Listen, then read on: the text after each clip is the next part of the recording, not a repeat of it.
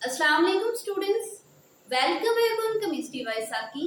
Students, first year chemistry chapter 8। आज हमारा topic है common ion effect. Common ion effect आपसे एज अ शॉर्ट क्वेश्चन के तौर पर बोर्ड में पूछा जाएगा। डिफाइन कॉमन आयन इफेक्ट या what is common ion effect. Common students उस चीज को कहते हैं जो दो मुख्तलिफ चीजों में आम हो। आयन, आपको पता है कि इलेक्ट्रोलाइट सॉल्यूशन में हमारे पास आयंस बनते हैं और इफेक्ट उसको कहते हैं, यानी फॉर एग्जांपल हमारे पास एक स्ट्रॉन्ग इलेक्ट्रोलाइट है। ये हमारे पास यहाँ पे क्या है? सॉल्वेंट। अब इस सॉल्वेंट के अंदर हम डालते हैं weak electrolyte. Students, 9th class में आपने इलेक्ट्रोलाइट की टाइप्स को डिस्कस किया हुआ है, weak electrolyte, strong electrolyte and non electrolyte. तो यहाँ पे अगर इसमें हम वीक इलेक्ट्रोलाइट डालें और इसके साथ हम स्ट्रॉन्ग इलेक्ट्रोलाइट डालें,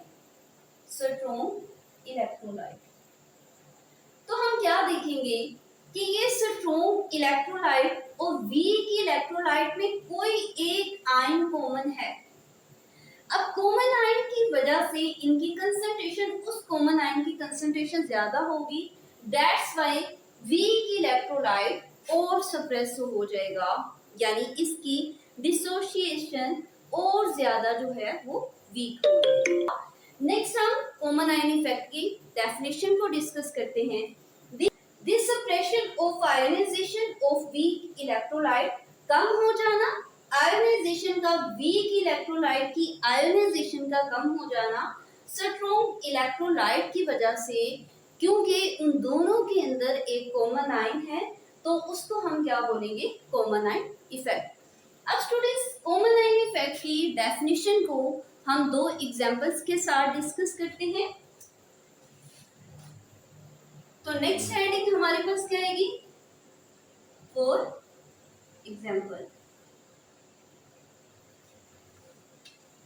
अब यहाँ पे स्टूडेंट्स हम लेंगे NaCl।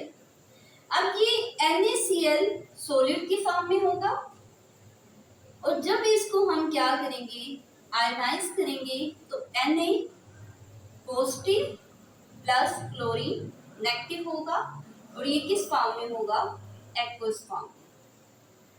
अब स्टूडेंट्स, इसके अंदर से हम HCl अगर पास करवाएं तो ये HCl कन्वर्ट होगा H positive plus Cl negative. Students, यहाँ पे क्लोरीन हमारे पास क्या है? Common ion. क्लोरीन क्या है? Common ion. तो ली चार्टर प्रिंसिपल का अगर कंसेप्ट आपको याद हो, कंसंट्रेशन डिपेंड करती है डायरेक्शन ऑफ द रिएक्शन पे। अब यहाँ पे अगर ये हमारे पास क्या है? रिएक्टेंट्स और ये क्या है? प्रोडक्ट्स। अब यहाँ पे स्टूडेंट्स, अगर प्रोडक्ट की, इसमें आयंस की, कॉमन आयन की कंसंट्रेशन ज्यादा है। अब कॉमन आयन की कंसंट्रेशन ज्यादा होने की वजह से रिएक्शन क्या जाएगा? रिवर्स में जाएगा। रिवर्स में जाएगा तो NaCl जो कि हमारे पास क्या है? एक वीक इलेक्ट्रोलाइट है। अब इसकी डिसोसिएशन मींस इसकी आयोनाइजेशन क्या हो जाएगी? कम हो जाएगी।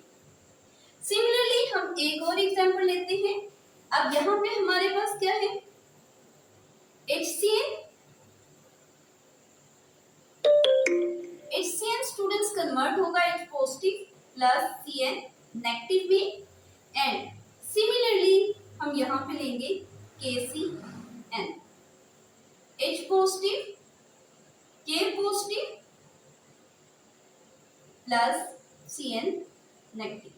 तो यहाँ पे हम राइट करेंगे Cn इज कॉमन